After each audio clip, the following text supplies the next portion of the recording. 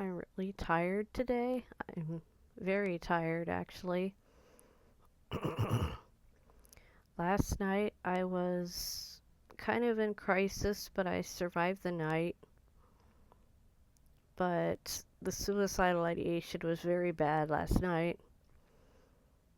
And, my dad came home from the hospital after his UTI, and it just, between my premenstrual stuff, between, Elizabeth dying 2 weeks ago, and between all the bull crap that comes from every time my dad goes to and comes home from the hospital, I couldn't deal with it. And, 'cause he came home from the hospital and they sent him home with diarrhea, which he did not have at the hospital, but because they gave him an antibiotic before they sent him home, he got diarrhea from the antibiotic, so they left us to deal with it. Well, his bedroom was right next door to mine, and I was trying to eat my dinner, and I closed my door because I didn't want to eat chicken to the smell of poop. And my mom threw, excuse me, my throat's dry, that's why my voice is croaking. My mom threw the bedroom door open and she was yelling at me, "You need to leave this door open so that you could tell us when he's done." And I'm like, I don't want to eat dinner to the smell of a toilet. And she started yelling and stomping around, and I'm like, I had been not yelled the whole time until this. And I'm like, you know what, screw all of you. And I slammed the door. And I ate my dinner. And then the flashbacks started happening. Flashbacks from last year when my dad almost died of a UTI but didn't. And then flashback to New Year's Eve 2023 when I attempted to end myself. And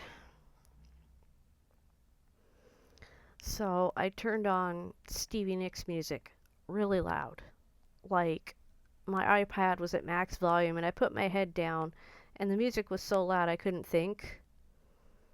I listened to Stand Back, Planets of the Universe, and Fall from Grace. And then I took my dish out into the kitchen when I felt like I could move. And Marcy had left to go home. And Mom started kind of yapping at me about a bunch of stuff. And I couldn't deal with it. I couldn't process it. And I started going back down again, back down the hole mentally.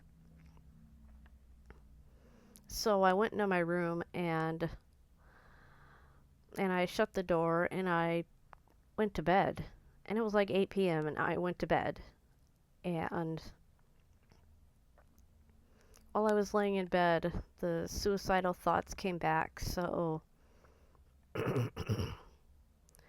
I picked up my bottle of Benadryl that I have around in case of, allergy attacks or I get exposed to an allergen like dust.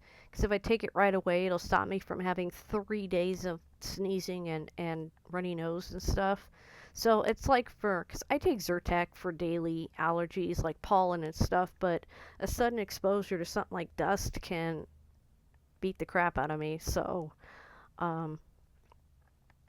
it's just a way to avoid a stronger reaction. But I was considering swallowing the whole bottle. So I took the bottle in the dark, because I know it by feel, and I opened my dresser drawer, one of these drawers.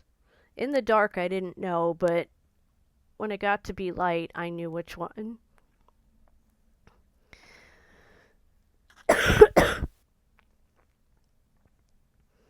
But I threw it into the dresser drawer, and I heard it hit the back.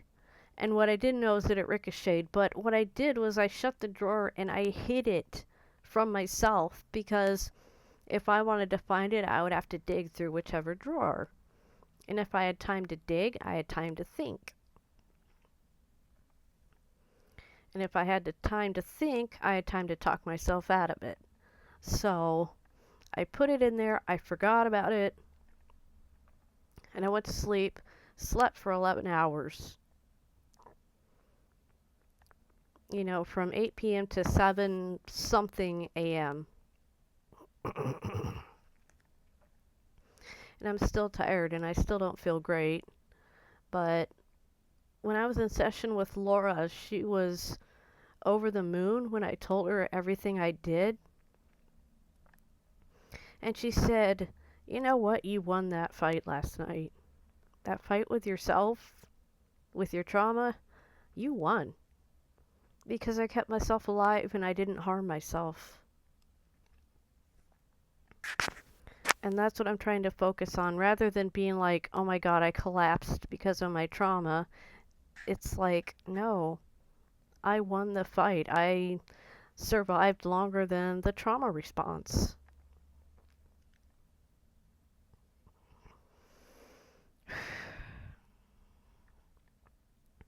And of course, when the session opened, I immediately had a panic attack because there was so much to talk about, and I was freaking out about what to talk about first.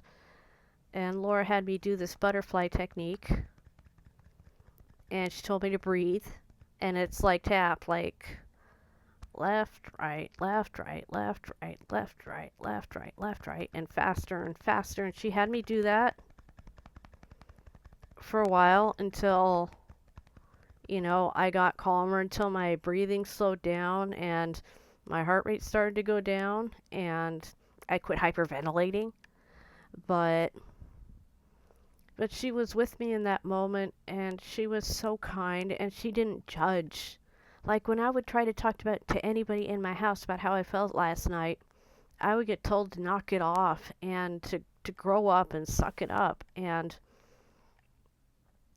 that's all I've ever heard my whole life whenever I have a problem emotionally, is I get told suck it up and grow up. And like, I'm not allowed to have my own emotions.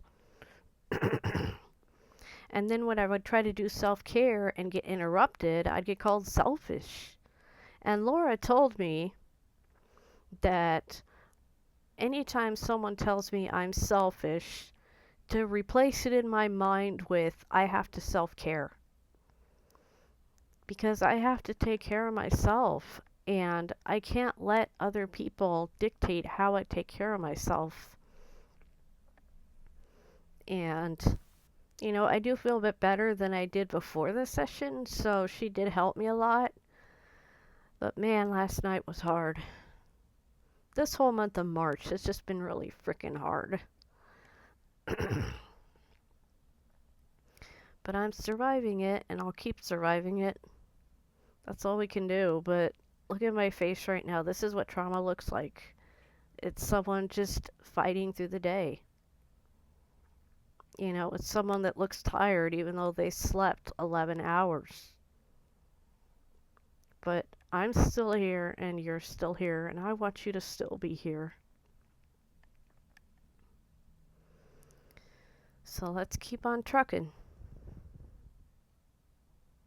I love you.